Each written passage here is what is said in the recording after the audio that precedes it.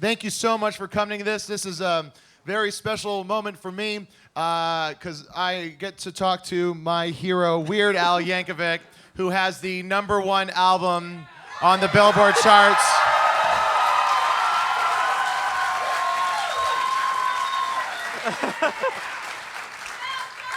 It's about time is right. It was one of those things where when that came out, I was like, it hasn't happened already? Because you had, like, almost every album of yours is gold, platinum. It hasn't happened to anybody. This is the first one since 1963, since Alan Sherman, that's a comedy album at the top of the chart. So that's ridiculous. Who knew? Yeah. Who knew? It's insane. It's also like, thank you for taking time to do this. And this is look at how many phones are out. I can't even see the end of the crowd. It's so huge. Yeah. No. It ends right there. There it is. Yeah.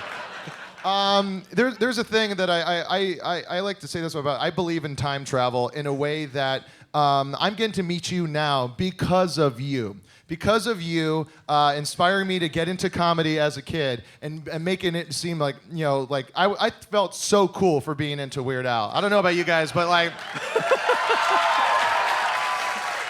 I had Weird Al shirts and and I thought it was cool. Like, you were my friend that I had fun with music with, and Joel and Tom Servo and Crow were my friends that I watched movies with. You guys were my friends.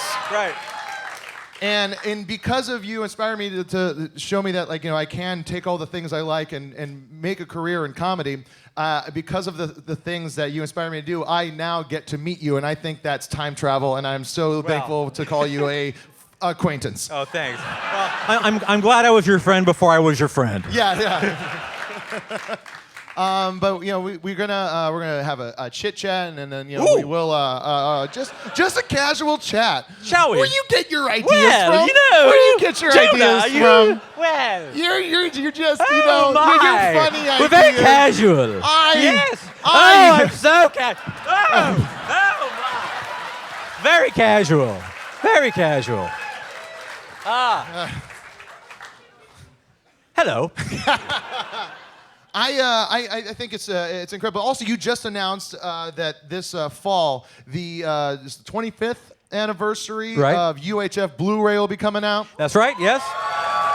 So, I'm just gonna say things and kill time while you guys applaud. Well, I've known it for a while, and it's been hard to keep secret because Shout Factory wanted to announce it last night here at Comic-Con, and people have been asking, all during this whole promotional tour for the album, like, so 25th anniversary, anything happening with UHF? Like, maybe. You're a horrible liar, Al. But yeah, they just announced it. It's going to be released in November. I think the same day as The Complete Al, which is an old, out-of-print thing. That was the first collection, right? Yeah. Well, it's not a collection. It's sort of like a mockumentary. It's sort of like, it's like my very first 8 music videos, but wrapped around like the bogus account of my life story. Yes. Blind Melon Yankovic, I believe, was your grandfather? Was that in that one? I think that might have been in the Disney special. Oh, okay. Possibly. And so that's incredible too. I love UHF. It's one of my favorite comedies. I think if SCTV was ever able to make a movie, it would have been UHF. Well, SCTV was a huge influence. I watched that religiously, as well as Monty Python and everything else. That was it really informed my comedy. Yeah, and it shows there, and it's really interesting to see that all the music videos we're making up to that point were just it's almost like it was your proving ground that you could make a parody movie that also had a lot of heart in it. Yeah, it was the plot line itself wasn't really unusual. It was kind of a cookie cutter plot, but we weren't really focused on the plot. It was like, well, we just need some kind of movie to hang all these parodies on. We just wanted to do a lot of gags and commercial parodies and movie parodies and TV parodies. And if I had to go back and do it again, I might have had the actual plot be a little more interesting. I like that plot. Well, you do? Oh, yeah. Okay. Well, did it make you my friend? Yes. Okay. Well, then it was worth it. Come on, everyone has a scumbag uncle. Okay. It's like a driving force. What is it like now to you had your long career, and this was your last record on the contract that you signed when you were 20. what was I, 23, maybe 22 when I signed it. Yeah. And so you've been part of the same record contract for that long. It's been re-upped a couple times, and it moved labels, I believe. Yeah, I mean, I was an asset. So I signed with Scotty Brothers in 1982, and it got sold and sold again, and sold again, I believe. And the original contract was 10 albums, which back then, I was working in the mailroom for minimum wage, and it wasn't a great deal. And I thought, yeah, like I'll ever have 10 albums. That's a good one. And in the meanwhile, it got renegotiated, and a couple more albums got tacked on, and renegotiated, and a couple more albums got tacked on. So it became a 14-album deal, which I have just fulfilled a short 32 years later. Yeah. Thank you. Thank you. And the world is better for it, Alfred. And it's so nice to end that contract on the highest point. Isn't it? Yeah. It feels good. Like, my little swan song. Oh, there you go. #1 album. Thank you very much. Yeah. It's like basically, it's just you say the best joke at a party, and you're like, and then I go. And Yeah, you just, it's dropping the mic. I want you to do that all the time. Now it's what did you have a feeling that this album was going to be anything bigger than the ones before? Well, you always hope. I was thinking, because 2 albums ago I had a #10 album, and my last album went to #9, and I thought if I could make it to #8, that'd be awesome. Because then I'd be out with my highest charting album, and I'd feel validated, and that'd be wonderful. But no, this is nothing like I would never in my wildest dreams have expected things to blow up the way that they did. It's incredible, and it's because a lot of people were saying when you had White and Nerdy, which is an incredible song, and you're just an insanely good rapper. I guess growing up close to Compton was pretty good for you. It's in my DNA. Yeah, exactly. You, Easy, the boys me and hanging Dre out. hanging out in Linwood. But it's got to be a good feeling that so many times you've just flown in the face of people that just consider comedy music a novelty act, where you just have proven over and over again and how big it can get and how great it can be. Yeah, I mean, when I started out, I've told this story a lot of times, but it was difficult for me to get signed to a record deal because every place I went, people were like, oh yeah, this novelty thing, right, comedy music, right, you'll be around for like 2 months, and we're looking for artists that have staying power. They're gonna be around for a while. Okay, sorry I couldn't help you.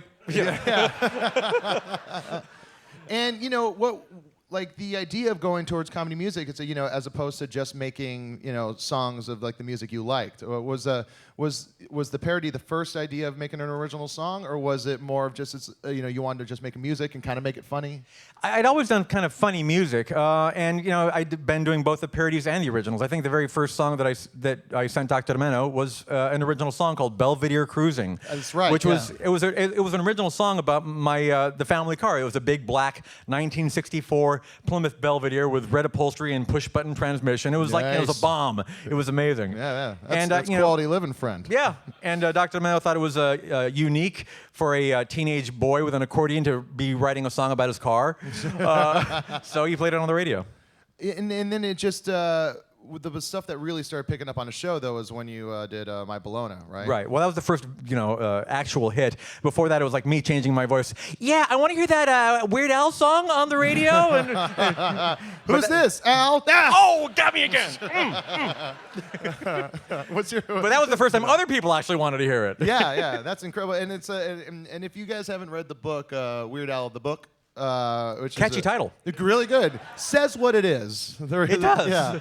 It's an incredible book that really is it's so weird though that it already got released. You need to do another version of it now that'll include the last album. Well, Nathan Rabin said at the end of the book, and the best things are yet to come. So he left it open for a sequel. He's a sidekick. He's prescient. Yeah, that's incredible. And then you did this thing that was awesome as well, which is you did 8 videos in 8 days.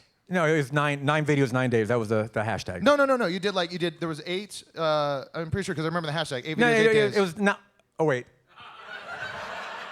I know what it was. I made 9 videos, but I only released 8 of them. Oh. Because Well, yeah. That's actually a really good question.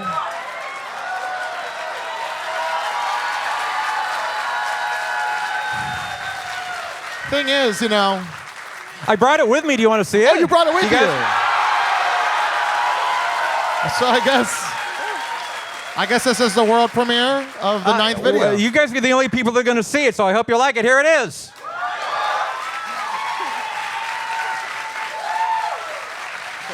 You really are a chameleon, friend. And might I say, sexy work on that wrecking ball. Oh, thank you. Thank you. There's a point that I realize, and I think it's like a lot of us can agree that at a certain point we listen to an album of yours and realize that we're now old because I don't know.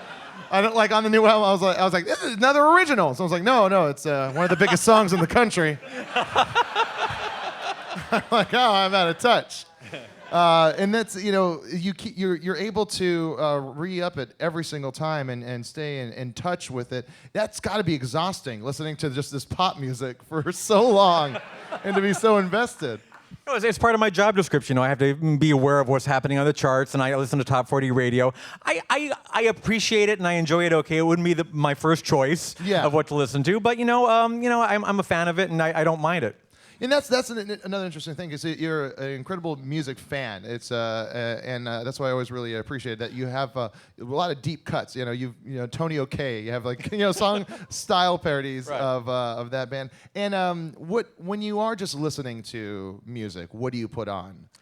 People ask me that. I hate to here's all the songs on my iPod, but but it's stuff like like in college I listened to new wave, like B-52s and Devo and Oingo Boingo and Talking Heads.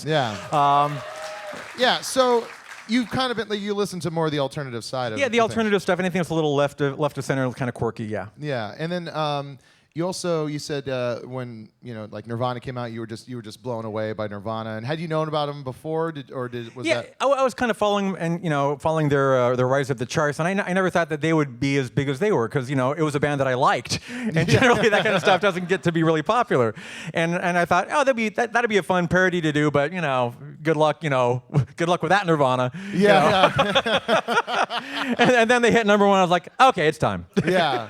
I really think now that you're out of your contract, you should do just like your own kind of greatest hits of like all the songs throughout the years that you've wanted to parody that like you would, but you kind of take a step back and go, well, I can't because it wouldn't really sell well, because you also have to keep that in mind, correct? Like do a bunch of parodies of songs nobody's ever heard of kind of thing? Yeah. Yeah. And it would just be for you. Do you. That's just an idea. You got your number one. Experiment. Right. I'm going through my experimental phase now. Yeah, exactly. I read in your book that, and this blows me away with how in tune you are to everything that you enjoy, is that you wrote the Saga Begins, the American Pie. The parody, yeah. Yeah.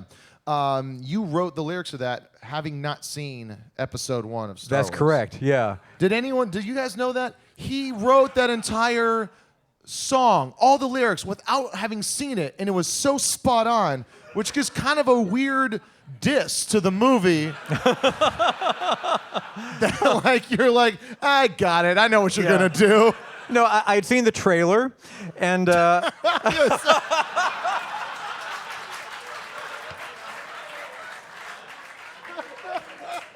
and I kind of put together the plot of the movie because I've been reading all the spoilers that were creeping up on the internet. I'm not sure where they came from. I guess somebody was digging through Lucas's trash bin or something. I don't know what. Yeah. But a lot of the plot basically appeared in various shapes and forms online, and I basically was able to figure out the movie and write the song based entirely on internet rumors and spoilers. It's so insane to me, and I wish that there was like you just kind of messed up one thing in it. And then like you go, and then everyone dies except for Luke, or some weird thing. I have to say that I had the whole song written, and I think recorded it in the can, and I did go to the it was a charity screening of the Phantom Menace because I before we like mailed out the CD, I wanted to make sure that I wasn't completely. No, it's not about Anakin at all. Yeah. That's the fake movie we made. Right. Psych! I got all the money. So it was pretty accurate. So we put out the album as it was. That's incredible, and do you like episode 1? Well, I like all the Star Wars movies, but if I had to rank them, I'd go 5, 4, 6, 3, 2, 1. Whoa! Playing it safe for the nerd crowd here.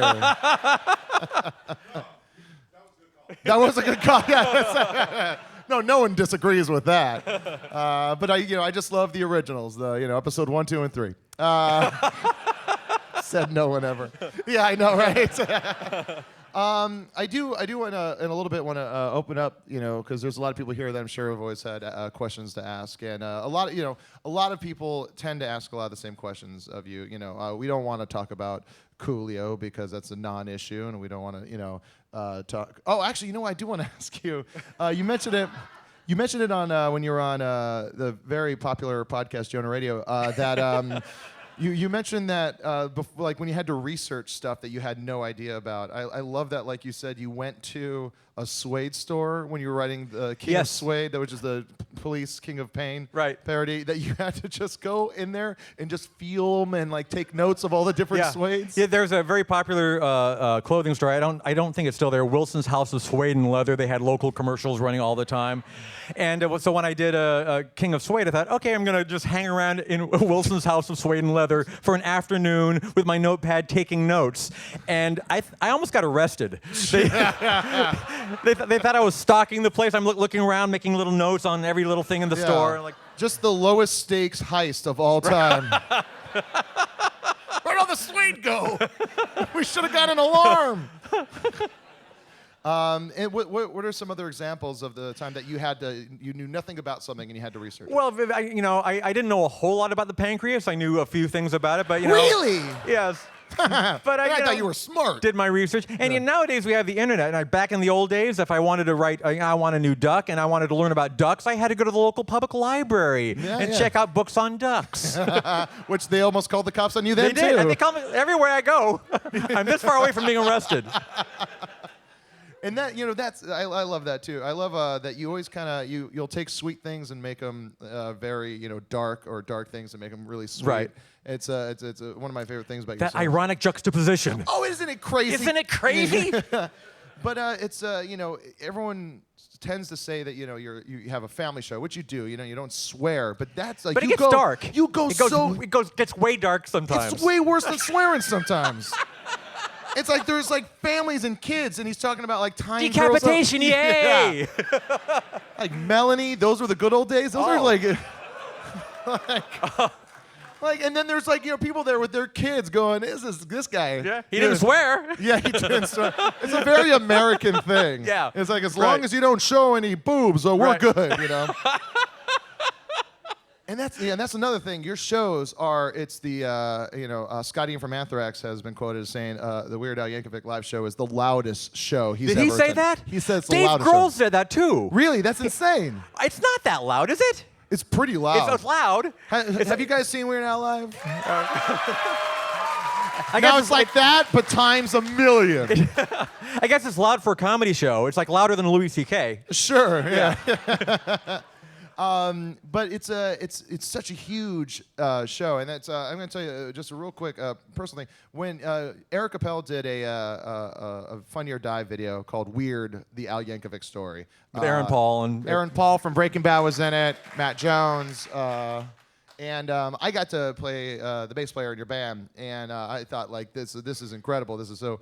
It was we had the music playback to. I think like a surgeon or Eat It or something. They did use both of them. Yeah, and like I was like playing like I was a bass player in your band next to a fake you, and then I see you watching me from. And I got real self-conscious, and then the strap on the bass broke, and I was just like, this is ridiculous. It was like Weird Al Inception. Yeah, exactly.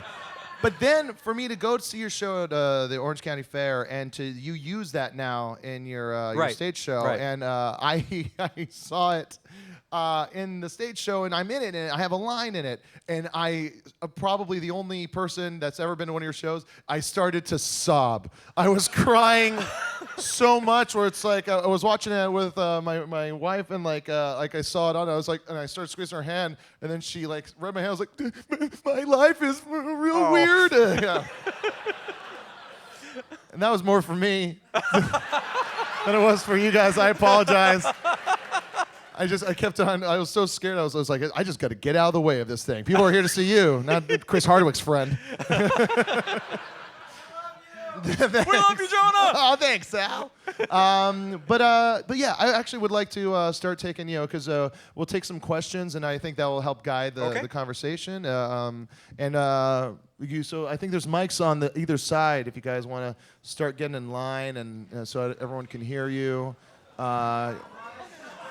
Careful. I think we have time for everybody. Yes, be kind to each other. Don't, don't push or, There's that's going to be the weirdest headline of just tragedy struck at the Weird Al Q&A today. Not since the eye stabbing in Hall H has there been such carnage. The almost eye stabbing. Okay, cool. So let's start on this side because you're in my eye view. Okay. Hi, Al. I'm Kim. I've met your family before. I just wondered if. Ooh. Yeah. No, I just wanted to know, does your daughter have any influence in the parodies that you make? Like, does she make any suggestions to you? Well, she let me know when it was okay to do Iggy Azalea, because I saw Iggy Azalea going up the charts with Fancy, and I thought, okay, this could be a big hit, and this might be the hit of the summer, but I don't want to do it until I know that people are familiar with Iggy. And I asked my daughter, are people talking about Iggy Azalea yet? And she's like, no, not really, not so much. And I asked her a week later, and she's like, oh, that's all they're talking about. They're always talking about Iggy Azalea. And I said, okay, it reached the tipping point. Yeah. It's time to move ahead. And then the next week, and she's like, no one's talking about her. Pull it back out. Pull out. It's too late. The tracks have been laid. Yes, that's a great question. Thank you. All right. What's going on over here? Hi, Al. Hey. My daughters are 10, 11. They're huge fans. My 10-year-old's here. Her favorite store is Hardware Store. Her favorite song is Hardware Store. Well, thank you. And she knows all the words, which is really cool. Wow, more than I do. All of his answers have been on this monitor, too. It's, the guy's losing it. I would like to say that track 11 on Smells Like Nirvana almost got me in an accident the first time I heard it, with the hidden track at the end. Oh, the hidden track. Yeah, for those of you who don't know, on the CD version of Off the Deep End, the last song is You Don't Love Me Anymore, and then there's 10 minutes of silence, and then there's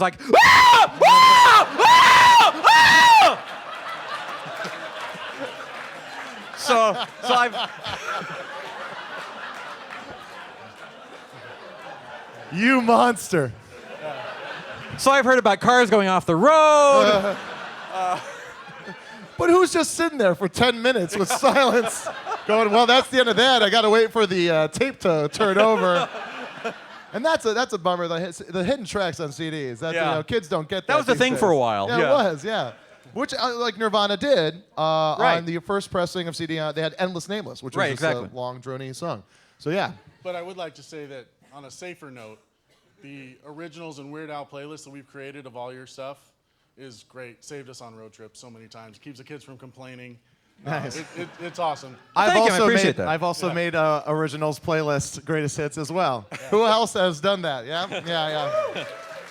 And if I had known that you were going to use Riverside City College for a sports song, I would have stayed in it. Oh. I was in it 22 years ago. I would have stayed in, knowing that you were going to do it. We can digitally insert you into that video if you like. That would be awesome. Awesome. Thanks, man. Here we go. All right. Yeah.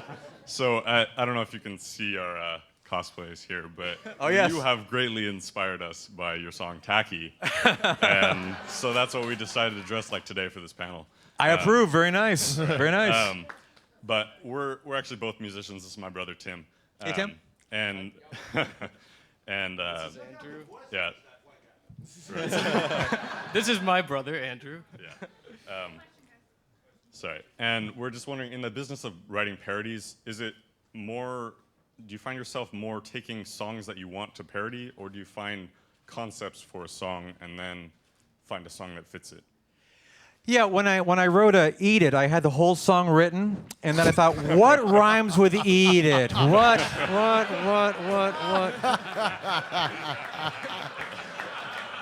It was a real Pink Floyd, Wizard of Oz moment when they just synced And up. thankfully, Michael Jackson came along at just the right time. It was amazing. Awesome. Well, yeah.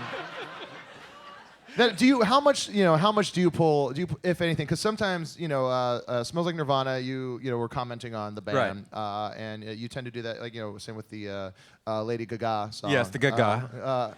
And like, is it just the first thing that comes to you? Like, you're like, I think I want to comment on what's going on with this artist, or do you just like think of like, oh, what's another weird thing I can take this in? Yeah, I mean, I could take it any direction. I mean, if it's a major personality or a major phenomenon like the Gaga or Nirvana, or even right, or even I did this similar thing with Achy Breaky Heart.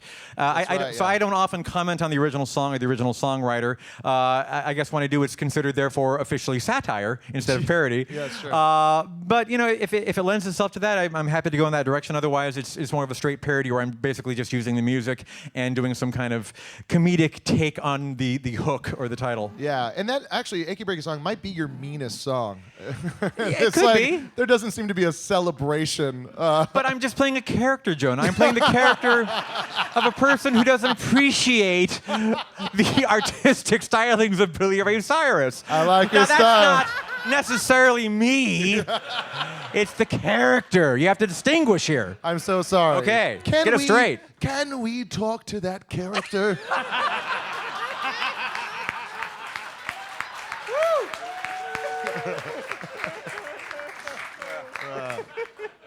What's going on, Tie-Dye? Hi. Oh, wow. I'm at a place and I'm weirder dressed than Weird Al himself.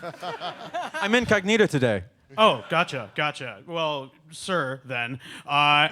There's an ongoing theme of overreacting with, your personality, the lyrics, and they're predominantly, I noticed it in Why Does This Always Happen to Me off of Poodle Hat. And then I started looking through your other lyrics. They're replete with them. Is there a fascination with this? Is there your thoughts on it? Well, a lot of my comedy is just exaggeration, just like making things a lot bigger than they should be, people reacting badly to things, and it's like some of those songs you mentioned. So it's just a comic device, and sometimes it works. It's Sometimes that juxtaposition we were talking about earlier. that crazy juxtaposition. But it's funny that you say that, because then there are other times like Trapped in the Drive-Thru, which is you Santa take went crazy. Yeah, you take something that's so crazy and dramatic. So then you go the other direction. Like, I wanted to do something with Trapped in the Closet. I mean, it was a huge phenomenon with R. Kelly, but I thought I can't make this song any weirder than it is. There's no possible way. Where's And my I was like, place in this? So I had to go the whole other direction and make it as banal and normal as possible, but keep all the high drama, Yeah, it's so funny with that song, and I'm like a big fan, and I never question the stuff. But when I saw that there was a Trapped in the Closet parody, I was like, we'll see about this. Because if you haven't seen it, get some friends together. Yeah. And have a blast. But it's like so like I was like, what is he gonna do? Like, what? There's no way you can make fun of this. And then you. I mean, like people saying, why didn't you do a parody of What Does the Fox Say? Like, it's a comedy song already. Yeah. What? Why? What are you talking about?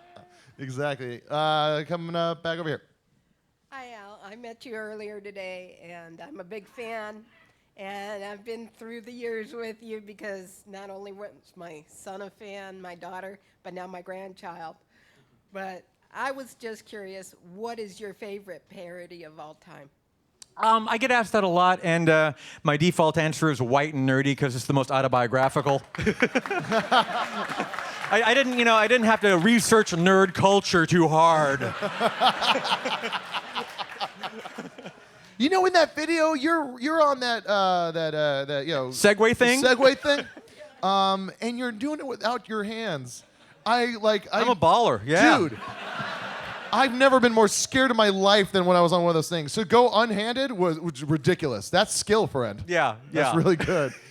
That used to be a thing at my house. If you came to visit for the first time, we made you do a lap around the house on the Segway. You would have no house if I came over. Just the 6'4" guy gonna get you a new wall. Hi, Al. My name is Randy Cormier. I don't know if you remember me, but I'm going to jog your memory a bit. Okay. 1970. I remember. The Gong. Oh, you knew it. The Gong Show. You were a judge. Hillbilly Bear Band. Wait, not 1970. I would have been 10 years old. Okay, get going. Garrett, you were a judge. Oh, okay, I was a 10-year-old judge. Okay, I'm with you. Okay, 10-year judge. I was on the Hillbilly Bear Band on the Gong Show. You didn't gong me. From that day on, I became your biggest fan. Hey. So what You're song, welcome. Do you remember? You remember the Gong Show, and what song was popular at the time? Your favorite Gosh. song? When I was, well, first of all, I seriously thought it was 1970. Okay, it wasn't But 70. I do remember vaguely, was Stacey Q one of the Yes. other judges? Okay, I remember that. Two Dodgers. And what other song was popular at the time? That you were singing. That you were popular with. That I was singing. I have no idea. Do you remember? Of course I do. I have the album and everything. We'll end it at that, and thank you very much. Oh, wow. He left us shrouded in mystery. The man from 1970. That was a real gotcha question. Yeah. Gotcha. Yeah. Cool. Let's go over here. Hello. Whoa. This just keeps on getting weirder. Oh, just wait, Jonah. Okay. My question to you is, over the years, you made some fabulous parody videos. Of all the ones, even including the recent ones you made, which have you enjoyed making the most? The one that I've enjoyed making the most by far was the Tacky video. It was so fun. You all know who was in it. All all the great celebrity friends that I've got. Yeah, I just saw a bunch of not me in it. Yeah. Al. like I kept going through my address book. Who is not Jonah Ray? Who? Oh, him. No, it was just amazing. I mean, at one point, Kristen Shaw turned to me and she says, I hope we get to do this all day long. It was just, it was so fun. I mean, it was 6 takes, and we used the 6th take. Although takes 5 and 4 and 3 were all great too. It was kind of hard to maybe at some point Nerdist will put up take 5 or some kind of alternate take so you can see some of the other stuff. That'd be really cool. But it was just so much fun, and I would I could have done that all day. But you had to run from the top to the bottom, right? Because they're using the elevator. Right. Because it was in fact a one continuous shot kind of situation, and a lot of people are like, oh, I see where the edit is. It's right there. No, believe me, it was one continuous take, and for every single take, as soon as the camera was off me, I had to run as fast as I could down 5 flights of stairs because the elevator was being used, while changing my clothes, so I could hit my mark and be there at the end of the video. That's ridiculous. Gotta be in good shape for that. And even when we were watching that clip, we were just like, Jack Black, I was just like, all commitment. Oh my That goodness. guy. Jack Black killed. If you think that was the only take that was good, every single take he was like clicking his heels above his head and like amazing energy. He's a And he wouldn't computer. even take the elevator back up. He was like, no, I'm gonna jog up the stairs each time. Yeah. Hey. That could have been real disastrous. All right, come back on this side. Hey, Al, let me first say that you deserve all the success that you get. Thank you. All right. Sure. Had a question for you. You recently got an award as an amateur cartoonist from the Cartoonist Association of America, or the National Cartoonist Association, Right. I believe it's called. My question was, why don't we see more of your cartooning or any of your cartooning? And also, can I have one? I'm not a cartoonist at all. What that came from was when I was 12 years old, I had a conversation with my guidance counselor because they try to get you to figure out what you're going to do for the rest of your life when you're 12 years old. And I said, well, I really think I'd like to, work for Mad Magazine. And he said, yeah, I don't think you have a future in comedy. But why don't you be an architect? You like drafting, you like math, you could do that. And I said, okay, I'll be an architect. And I went to college and got my degree. So basically, the association gives out the ACE Award every year. Well, it hasn't been given out for a while, but it's an award given to somebody that had aspirations to be a cartoonist, but wound up going a different path with their career. So it was basically an award for being a failed cartoonist. Wow. Congratulations. So thank you. I'm very proud of that. I hope I can get an ACE award at the Oscars. Yes. Come up back over here. Hey Al, so we met earlier today at your signing, and I gotta say I loved you as Isaac Newton in Oh, thank the you. Epic Rap Battles of History. Oh man, that was incredible. This question's actually from the people who were behind me in line since they couldn't get a ticket to this panel. They're cosplaying as South Park characters. They want to know if you'd ever work with Matt and Trey from South Park. I love those guys. I mean, I know them both, and I've been to Trey's house. I've been in his living room. I've sat on his chair. Yeah, I would love to work with them at any point they want to work with me. Absolutely. Awesome. Yeah, and also you and Trey are like you guys both love Hawaii. Trey loves Hawaii? I did. What? Yeah, Trey also has a place in Hawaii. I wasn't aware of that. Yeah. He never calls. If anyone has never seen, there's like a New Year's jam session. Oh, yes. And it's you, Joe Perry. No, Steven Tyler. Yeah, Steven Tyler. And Alice Cooper. It's crazy, and every New Year's Eve we have a jam session. It's like it's a charity concert for the Maui Food Bank. Oh wow! But it's basically Rockstar Fantasy Camp for me because it's crazy. Yeah. If you guys, there's a clip of it online. Yeah. It's incredible.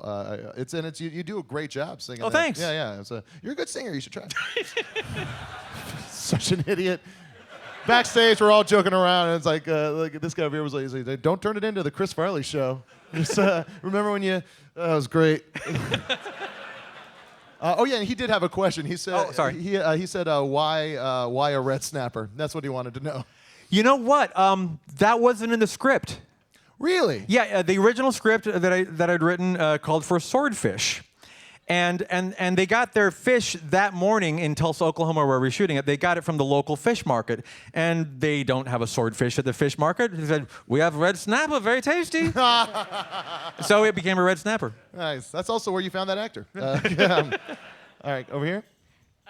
Okay, I don't think I can quite beat that Gong Show story, but my name is Rebecca Richards. When I was in high school, a bunch of us in your IRC chat room might have found your wedding registry, and I might have sent you a Shel Silverstein book. Well, thank you. I was very pleased that you sent me a postcard instead of a restraining order. And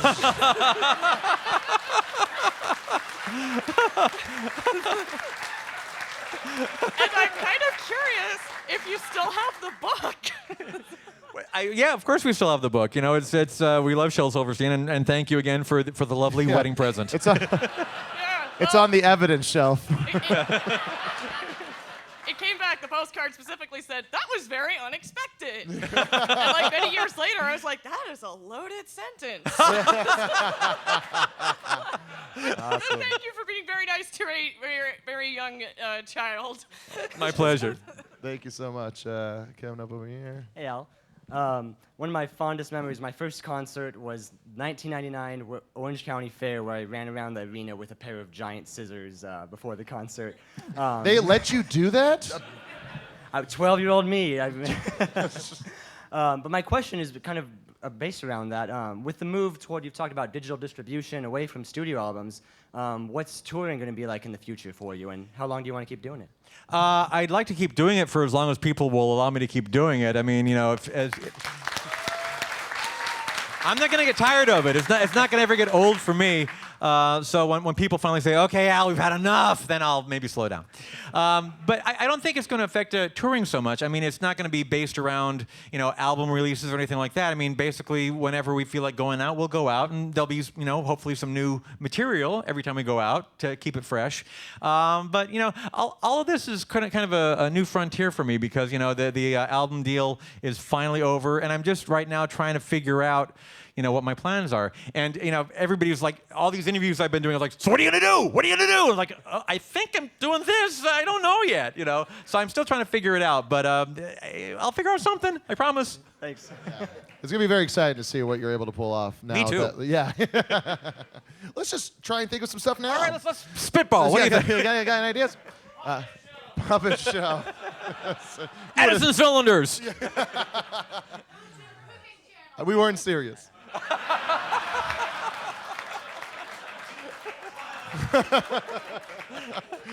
What's going on? Hello, governors. Hello. Okay, first of all, I'd like to say I love all of your work, and you are a bloody best. And My question is, how do you know if something is a good parody or a bad parody? Example, you and Edgar Wright. Example for the bad, Freeburg and Salsa. Boom! Okay. I really hate those two guys. Well, you know, if parody is good, if it's funny, if people like it. I mean, I give several rules for good parody writing, one of which I like to think that a good parody is funny even if you're not familiar with the original source material. Yes. Like for people like Jonah, it's important that they still find the new album funny even though they have no idea what's going on anymore. Huh? What? And also, the songs need to sustain their humor. I mean, a lot of amateur parodies basically build up to a punchline in the chorus and then they go nowhere. And a good parody needs to not only be as good in the third verse, it needs to be better. It needs to build its comedy. And the rest you can learn from my seminar, which I'll be giving next week. I won't be here next week. Sorry. Yeah, it's kind of interesting to make a funny song to have to also consider it like an entire comedy piece where you have to, you know, raise the stakes every single time. And it's you've always been able to do that really well. And also, I think with your songs, the way they hold up is because you're actually saying something. Like you have another commentary going on over like the entire parody. There's a whole world, a whole subtext behind everything. Yeah, exactly. Like I mean, like you know, Doggy Dog. Like you just you love to take down yuppies, is what it seems like. Those darn yuppies. Just like materialistic people. Like that's a lot of your songs tend to lean towards just kind of taking those people. There's down. a lot of hidden rage in my music. There really is. He was such a nice guy. What's going on? Hey, Al. Hey. My name is Dimitri. By the way, thank you for making my childhood weird, and for that matter, my adulthood too. My pleasure. Never regretted it. So I have a question about some of the cameos you've done on various internet shows. I love the work you did with the memes on the auto-tune. And I just wanted to ask, how do you decide kind of what you'll cameo in and what other people's works you'll appear in? Just if it's fun. That's the only thing. It's like, if it sounds like it's a good time, I'll do it. I do a lot of podcasts because of that. It's just like sort of like, I don't have a lot of free time, and it's often difficult for me to make time to hang out with my friends. But if like somebody calls up or emails me and says, "Hey, you want to do my podcast?" Like, yeah, sure, that sounds like a nice time. So it's really for grins. I mean, it's not like a career move or some kind of calculated decision. It just, if it sounds like fun, I'll do it. Awesome. And also, any plans on ever doing more movies? Because I think UHF is it's so well done, and you and Jay are great partners. I mean, his manager who also directed UHF is just and also was a big part of just the music videos as well, right? Until you started like directing them yourself. For the first decade, yeah. Yeah, exactly. It's just I just think that it's in a time where there's micro budget movies being made. It seems like a good time that you'd be able to like figure something out like that. Yeah, I mean, I would love to be more involved in feature films. I was going to do my 50 Shades of Grey movie, but somebody else is already doing that. It's just really disappointing. I heard about that. But no, I would love to do that. I doubt that it would be UHF 2, and I'm very sorry. But the story's been told. But I think I can do a movie with that same kind of sensibility, but just go somewhere else with it. Yeah, definitely. Okay, whatever that was. Okay. Go. What's going on up? Hey Al, how you doing? I hope you're enjoying Comic-Con. Thank you so much for all of your work. I think everyone included here would say that you've changed our lives. For me personally, just helped me to be who I wanted to be and not have to worry about what other people thought. I wanted to ask you, we've all grown. I want to ask you how you've grown over 30 years, both personally and musically. What are just some, what are your thoughts on that? I like to think that I've gotten better over the years. I mean, I listened to some of my older albums, and it's sort of like looking at baby pictures. I can kind of see where I came from, and I like to think I'm better now. But I don't have the George Lucas impulse to go back and like redo my first 2 albums.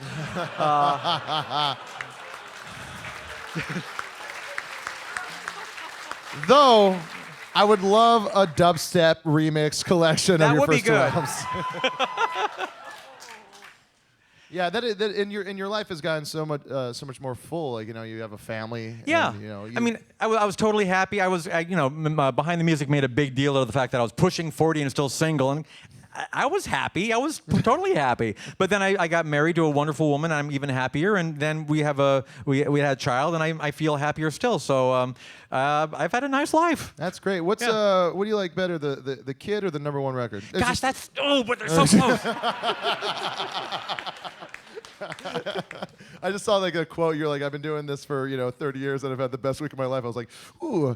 Can't say it. Yeah, that didn't sit well with the family either. Like, not your wedding day, not the birth of your child. I meant career, not life. Sorry. Yeah, exactly. What's going on? Yeah, hi, Al. Long-time listener, first-time caller. I have a question, and my wife has a comment. My question is, what was your inspiration for Weasel Stomping Day?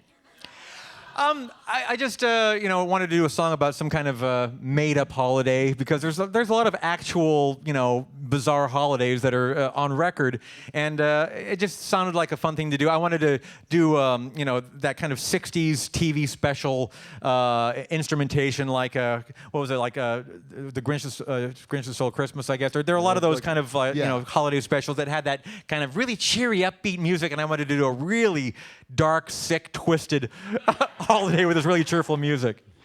Hi, Al. Hello. Oh, it's his wife. Oh, hi. Hi, my wife. I've sat on your lap before. Well, hello. All right, so what's Back in 1985, I was 18 years old, and I sat on your lap, and it was one of the best things of my life. Wow.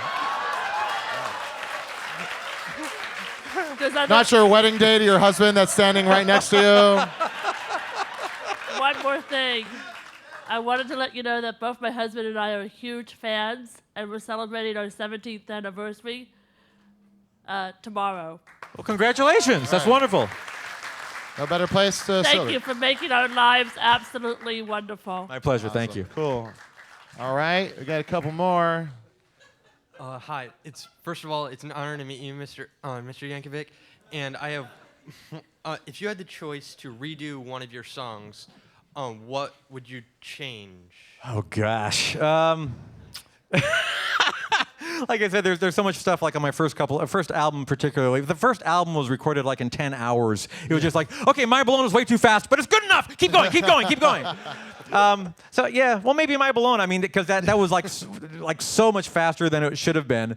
I love that about it. It gives it a real urgency. I didn't mean My Blown. I meant something else. No, I don't know. It's hard for me to pick just one thing. There's so many things that if I had the inclination to do that, I would redo a lot of early stuff. But there's not like one in particular that really stands out. Okay. Awesome. And also, this kid sounded like the first time I approached Al. I was working at a record store in Hollywood, and Al was there with his wife. And I was like, oh, here we go. This is it. This is where I'm going to meet my idol. And then I walked up to him. I was like, Yankovic. And then you turn around. You're a delightful guy. You're like, oh, yes, hi. And I was like, I'm just a big fan. I grew up in Hawaii. You never came to Hawaii, but I'm from Hawaii, and you never were there. But it's okay. It's okay. I saw you in Sacramento in '99. Anyway, I think Frank's 2000 TV is my favorite song. I put it on mixtapes next to like really awesome music too. And it's like I like good music, and I work here, but I'm a comic. Like I work here, but I'm a comic. I'm trying to be a comic. Oh God! And you're like, oh no, thanks. Nice to meet you. This is my wife. I was like, uh huh. Do I really sound like that? You handled it way better than me, friend. Awesome. Is that it? Is that we? Oh, sorry.